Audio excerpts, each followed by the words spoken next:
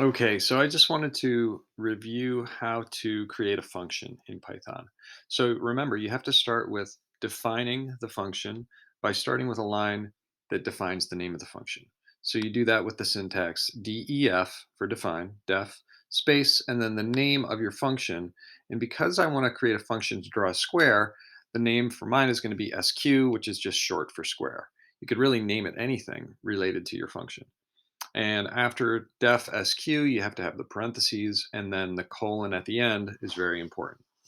When you hit enter, this should automatically indent your next line of code. If it doesn't, then you're going to have to hit the tab button on your keyboard or tab over or space over exactly 4 spaces.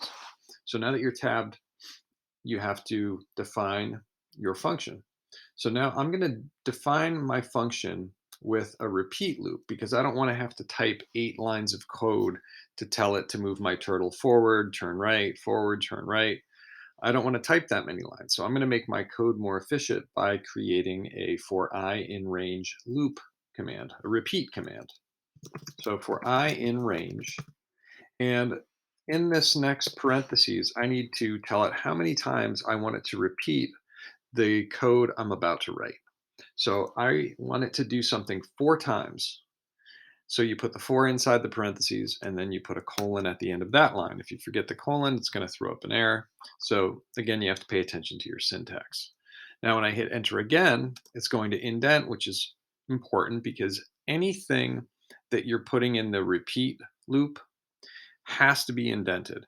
So you're telling the program, repeat everything inside this loop, and it knows it's inside because it's indented. So I'm going to have it go forward. So T forward, and I'll have it go forward for, let's say, 50 pixels. And then the next line also has to be indented. Anything you're telling it to do to repeat has to be indented. So this one's going to be turtle right, 90 degrees. I wanted to execute those 2 lines of code 4 times in order to draw a square. Um, so I've defined my function, and I've defined it with a for I in range loop. So now on my next line, I don't want it to be indented because I'm not putting anything else inside the repeat loop command. So it doesn't need to be indented. And I don't have anything else to define my function. So I'm going back all the way to the beginning of each line. So now remember, in order to actually draw a square, I can't just hit run because I haven't told it to actually draw the square. I've only defined the function for a square. So to call it, I simply type sq and then a set of parentheses. And now when I run it, it will in fact draw a square. So now I want to show you how to create what's called a spirograph, which is really just a cool geometric design pattern. So I'm going to leave that square shape there, but I'm going to move my turtle to a different place of the canvas. Now remember, you have to tell your turtle to pick its pen up before you move it someplace unless you want to draw a line to that location. And then you tell it where to go, t.go to, and then inside the parentheses, you put the coordinates where you want it to go. So I'd like it to go up maybe about 100 pixels. So, and I want it to go right maybe 50 pixels. So x coordinate will be 50, y coordinate will be up 100 pixels. So I tell it to go there, and then to start drawing again, of course, I have to tell it to put the pen down. Don't forget your parentheses. So now I want to make it draw a square several times over and over and over again that overlap in a circle to create a spirograph. I'll show you what I mean. So what I'm going to do for this is I'm going to create another repeat loop. So because I wanted to draw this square like 20 different times. So for I in range, and I want it to draw this square 20 different times. Oops, not 90, 20. So again, for I in range, the number of times in the parentheses followed by the colon, and then it'll indent so that you could put your next commands inside that repeat loop of 20. So what I wanted to do is draw a square 20 times, But what I wanted to do is draw a square, and then I wanted to rotate a certain number of degrees so that these squares overlap and get drawn in a circle. So if I'm going to have it draw 20 squares, then I need to figure out how many degrees it turns between each square so that eventually it draws enough squares to complete a full circle. So I can figure out how many degrees by dividing the number of squares, 20, into 360, because 360 degrees is a circle.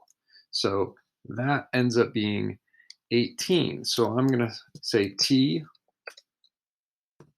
turn right, t dot right, 18 degrees,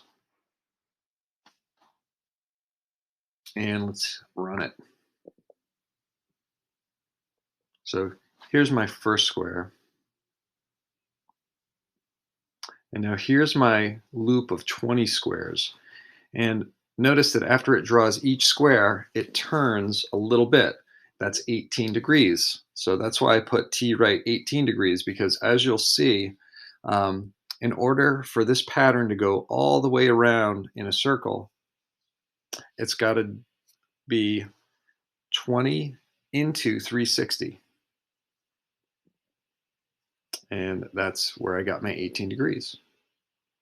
Now it's going rather slowly. So one thing you can do to speed up these kind of graphics is up at the top, after you've defined your turtle as t, type t speed, and then inside the parentheses put 0. That's if I stop it, you'll see what happens. It's telling it to draw with really no speed, but that means draw it super fast, like hardly even render it. And there it is again. So there's my spirograph, just like that. Now what I could do is I could define the spirograph by skipping down a line and doing another function.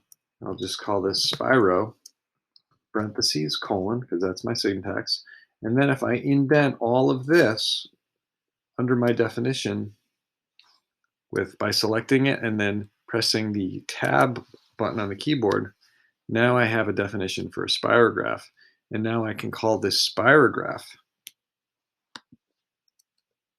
wherever I want. So I'll just type spiro, parentheses, and that will also work.